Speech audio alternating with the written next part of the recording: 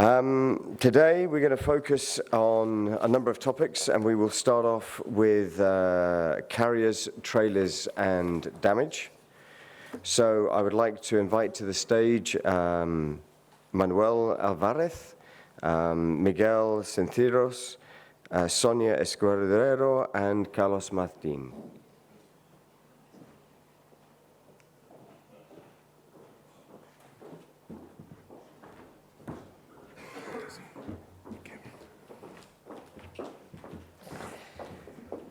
So, to get the day underway, we have Manuel Alvarez, who is going to chair the first topic.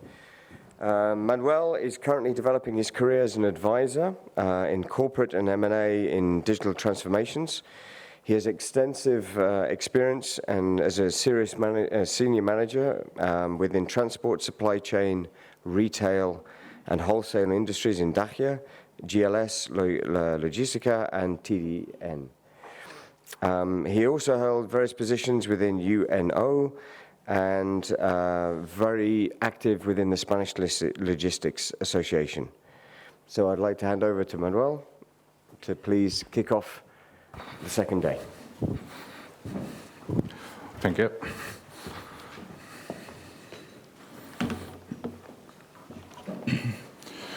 Okay, so good morning, everyone.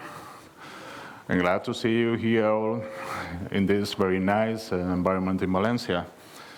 So my presentation, as you see in the outline, is related to the carriers, trailers, and damage. Probably it's difficult to explain how to connect all these three words together, but I remember that yesterday we had several discussions in which we heard about the role of the transportation, the logistics operators, a lot of things that were in the middle of the different presentations that we can hear yesterday here. So,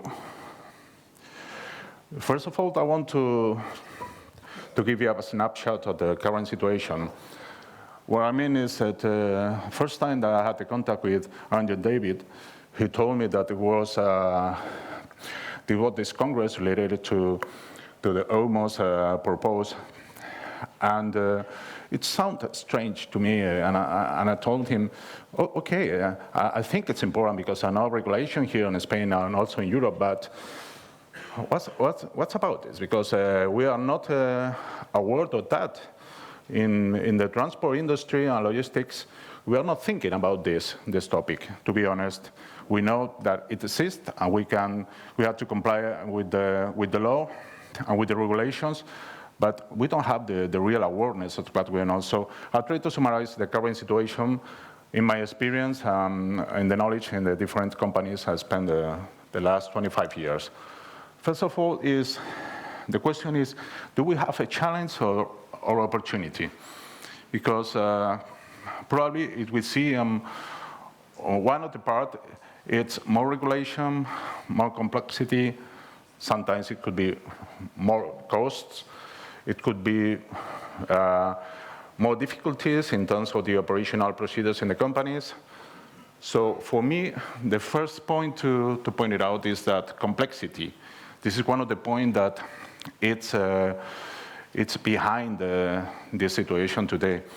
So, and complexity means that there are a lot of actors, a lot of stakeholders involved in this, without a clear role for the change. Who will be in charge of the change? So I'll make a short reflection after in this point. The second is, to be honest, in my opinion, there's lack of awareness about this topic. This topic is not in the agenda of the logistics general managers in the companies. Everybody knows that we have to comply with a lot of rules, a lot of laws, procedures, and we have to do in the right and the proper way, but this is not in the agenda of the top management of the different companies. Not also in Spain, but also in Europe. In big companies, Actaxer or ELS, everybody knows that we have to comply with this, but nobody is aware of that, to be honest. So I think we have a lot of room to improve in this point also. The third point is, it's difficult to find common standards.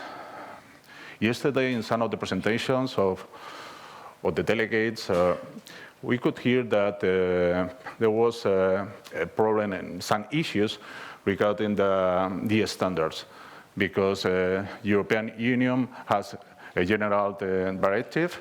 We have the transposition in different countries, but it's difficult to implement the situation.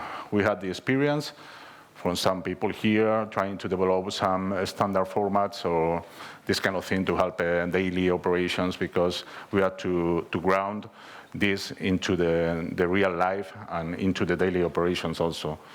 Is this something that is really one of the root causes of this lack of awareness and no implementation? I'll try to explain it later. The fourth one is related to the competitive environment. You know, every industry, it's in different, let's say, in different moments, according to the situation of this. In logistics, in general, and transportation, we are facing a real transformation. This is not just an academic topic in terms that we say, okay, everybody is in the digital transformation, everybody had to face the future. What would happen with supply chain? Supply chain should be in the last point of the value chain, as you know. But in the last, I would say in the last 5 years, probably the role has changed completely, because now it's in the middle on how to proceed in the different operations that we have in the companies. So they need to design also, and they need to have the right and the proper supply chain. And this supply chain has different characteristics. The first one is we need everything should be faster, should be cheaper, more flexible, more granular, and more accurate. What does it mean? It means that it's starting to be more complex than in the past. It's not the same way of doing things that we did in the past in the companies. It's not just a matter of the operational teams deciding how to do things and implementing or controlling it. It's a bigger change. It's a bigger change that we have to face, not only in that point from a strategic point of view, but also in the way we have to face the approach with the customers. Is there any opportunity in this kind of regulations regarding the load? Because it's very clearly related with the accurate. If we reduce the damage of the goods, the satisfaction of the customer should be greater, and it will have, for sure, a better promise. And the last but not the least, customers are not requiring specifications. I have a big experience in managing customers' contracts, and to be honest, I've never seen this in any contract, RFQ, or something like that, because it's considered that the company should do in the proper way, and we are doing all in the proper way. So what I mean is that we need to put it clearly in the focus of the customer, because as we will see later, this process starts in the customer's warehouse or factory. And also the reputation. Everybody here is concerned about their reputation. Social responsibility. I think there are very big connections, not only with the law enforcement for complying the law, but also with the corporate social responsibility and sustainability. These are topics that are very clearly defined in the contract and the relationship with the customers, but I think we have to do something completely different at this point. So, just a reflection, because I want to be very, very direct and to focus on the point of the presentation.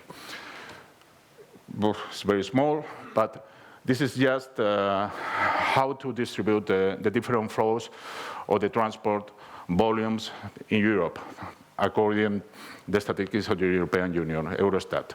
You will see, for sure, the longest one is for Germany. Germany is the most important country in terms of tons. That is a little bit tricky, because it's the biggest in terms of tons. But do you know what are the 3 biggest cities in Europe in terms of ton by kilometers? That is comparable No idea? I'll give you a clue. Valencia is the second one. The first one is Barcelona, and the third one is Madrid. So you can imagine the importance especially for a country like Spain, where we have this. We have the biggest ratio per city in the third one, 1, 2, 3, third, yeah, in Europe. That means that this is really relevant because it's the way to compare the different volumes that we have in the different flows in the European roads. Okay? Another reflection. We go, for example, in the case of Spain. This is ton per kilometer. I'm sorry, because it's Spanish, because I copy from the official statistics. 75% of the total flows are regional flows in terms of the country. So the question is, do we really have a problem with the European standards in every country? We know that it should be harmonized for sure, because everything should be under the cover of the European flows. But this is something that could start, in my opinion, into the countries. Every country should do their job. It's not just a matter that we wait for the European Union, the standards, or if we have, for example, France, without a national regulation, we don't have to wait for that. We have a lot of room to improve also in our regional or country flows. And you can see that not only into the country, but also into the regions of Spain, in Catalonia, Valencia, Andalusia. You see in the red one is the international flows, and you will see that the rest is kind of regional or national flows, okay? So, another figures. I think yesterday, one of the speakers talked about this. More than 25% of the accidents have a root cause in bad practices regarding loading and stow procedures. What does it mean? It means that it's very clear relationship without the damage and the cost. We are talking about the P&L, and this is something that we are really aware of, and this regulation. So something to take into consideration. In general goods cargo, about 70% of damages have a root cause in the activities related to the track. From my experience in different companies, when we had to focus in the part of the operations where we have the real problem with the damages, we found out that it's related to let's say, the operations surrounding the track. It's not in the warehouse, because in many cases there are a lot of automation and we have a lot of procedures and it's easier to manage. But when we arrive, let's say, that to the track, in my opinion, I think we are losing the effort to work on that. We think that, okay, now it's in the track, we have to load it, we have to stow, okay, no problem. And we go into destination and we will do the same process in destination. But 70%, roughly, it's in the root case surrounding the track operations. And also the last, but not the least, if we take the total operations in the logistics operation from collecting to delivering, about 50%, roughly, of the time, the cargo, the goods, the parcels, it depends on the customer, are in the track, inside the track. So if we divide the time process, we will see very clearly that 50% of what happens is inside the track. So it's really, really important, because there's a clear connection between the time of the operation with the results of the damages. So just to have some reflections. So to give you another idea, I talked about complexity. So Angel David yesterday said, I have a personal challenge for the next year to develop and to, let's say, to promote and push in the carriers and logistics operators, because I think there's a lot of room to improve for sure. But who is in charge of this? because there are a lot of decision makers here. You can see the global procedure VP, the CFO, supply chain leaders, the team. Who should be in charge of this? This is just an example, yeah? And you can see that the level of loss expected by the stakeholders on one edge, and you had the level of gain expected for the shareholders. So it's difficult to identify how to proceed in this, but there's a way to do it. And in my opinion, it should be up, down, probably in the middle. In the middle, we have to do a lot of work with different actions. When we increase the stakeholders, we find the customers. What could be the roles of the customers? Should they be the promoters of this? I advance that for me, this is really relevant for this. When a customer is requiring some service, you have a big opportunity for differentiation. You can, in some way, deliver the price, and you can give something different. That it's something we are pursuing in all the companies here. So for me, the customers is a crucial stakeholder here. Auditors. This is something that, especially in big companies, probably we don't feel very comfortable with the auditors, because when they come here, so they try to check that everything is in the proper way. We are complying all the rules. Do they really know that what we have to do with this? I've never seen an auditor checking if we comply with the law in that. Never. Probably there's an assumption that there's not a big risk. What would happen if, for example, usually for a big company, we have 5, 6, to even 7 big accidents with a full truck, usually per year. It could depend on the year, it could depend on a lot of circumstances, but usually in a company with 500 million euros revenue, more or less you have 5 to 7. This is an statistics.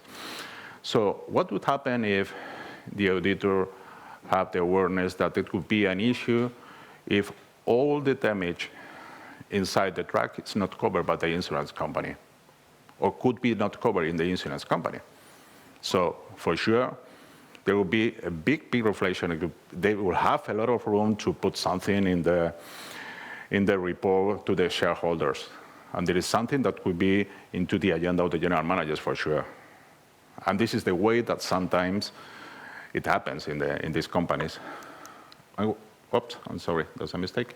And what about the insurance companies? The insurance companies, yesterday I had a very good conversation with some of my colleagues here regarding that. And I told them, you have a crucial role here, because you had to start to communicate, you had to start to train people about this. Because if you pay more or less, you have, let's say, you have your P&L, and this is more or less, you feel comfortable with this, nothing would change in the future. So, in my opinion, insurance companies would have a crucial role here, and they have to explain that there is not a room for keeping the situation in the company where they're not aware of that. Authorities. I think we will have later on another speakers talking about that. Yesterday there were some discussions about what about the police, what about the different authorities. In my opinion, this is the end of the story. We don't have to think that the authorities will change the world. They will try to apply it. They could help us, for sure, if they have a very clear statement and a very clear picture of what to do in any case. But this is just a matter of certainty. In my opinion, it's more a culture.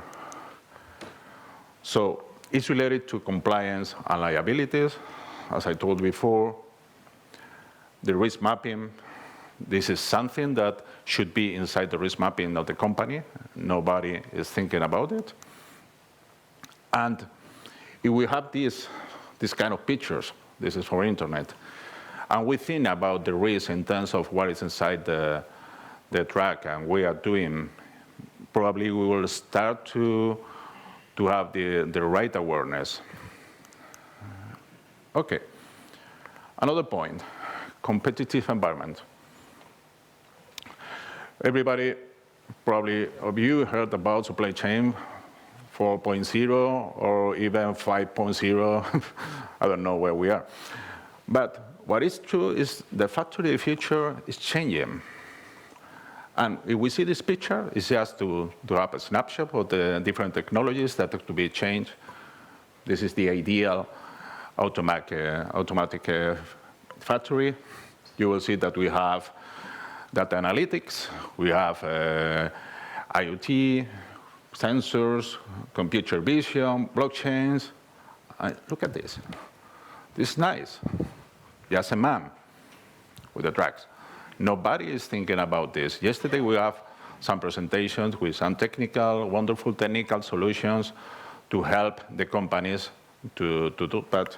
If you see, the focus is, again, in the warehouse, in the collecting, is not in the other parts. So we need to think about how to deliver in the different companies, especially when these companies in many of the markets are not very big companies. There are only a few big companies and the rest are medium-sized or very small companies. The majority of the companies are very small, from 1 to 3 trucks by owner. So it means that we have probably to deliver different actions, different communications according to the size and the scope of the companies. And the questions probably for the final discussion. Where does the responsibility start? I told before, the customer is really, really crucial in this. We need to go to the customers and say, okay, guys, do you know we have an issue? I could give you an example. I have some experience in the pharma industry.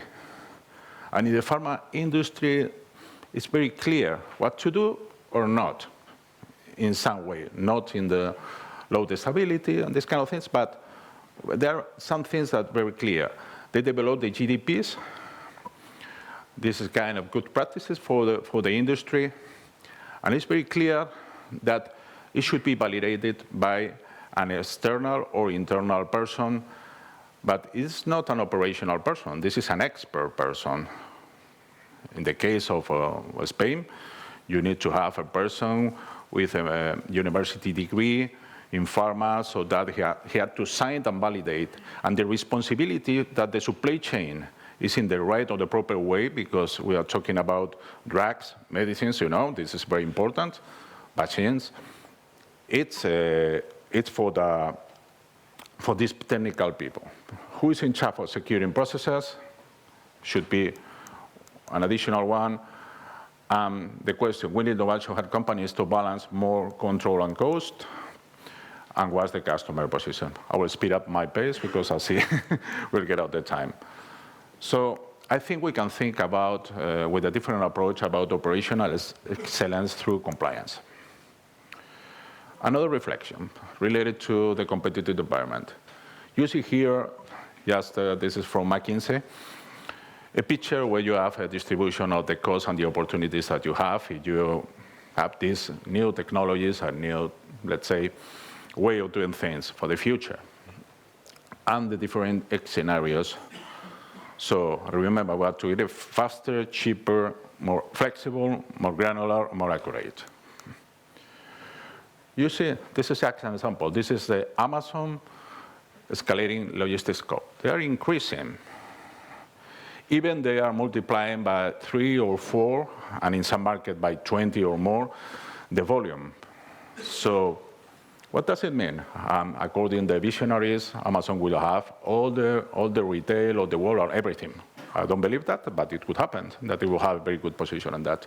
So it means that we have to be prepared for doing things differently and have more productivity, but at the same time, the supply chain and the cost would increase. So in my opinion, the cost should be not a stopper for this, to be honest. And the last one, and try to put the picture to summarize what I think is, we have 3 peaks to be conquered, and the drivers should be reputation, sustainability, and social commitment. And this is part of the awareness. And the tool should be communication for sure, training, but a lot of communication, in my opinion. Second one should be planning. We need to have a clear plan, because we cannot try to have everything for today or for tomorrow. It's not possible in the companies, because there are a lot of priorities, so we need to prioritize in the right and the proper way. And the last one, this is an opportunity in terms of differentiation. If we can comply with RFQ contracts, and we will have the standards and results. So after me, you will see that we will have speakers talking about how to learn from other experience. In the case of dangerous goods, this is out of the scope of the norm, but we can learn a lot of what they are doing, because it's a lot of similarities. Special transport, for forest transport, this is really difficult. I know it's really difficult, and we have to deliver a very, very special solution. This is my last sentence. The truck is the king. This is something we have to deliver in the mindset of the managers of the companies. Okay? So muchas gracias, and thank you for your attention.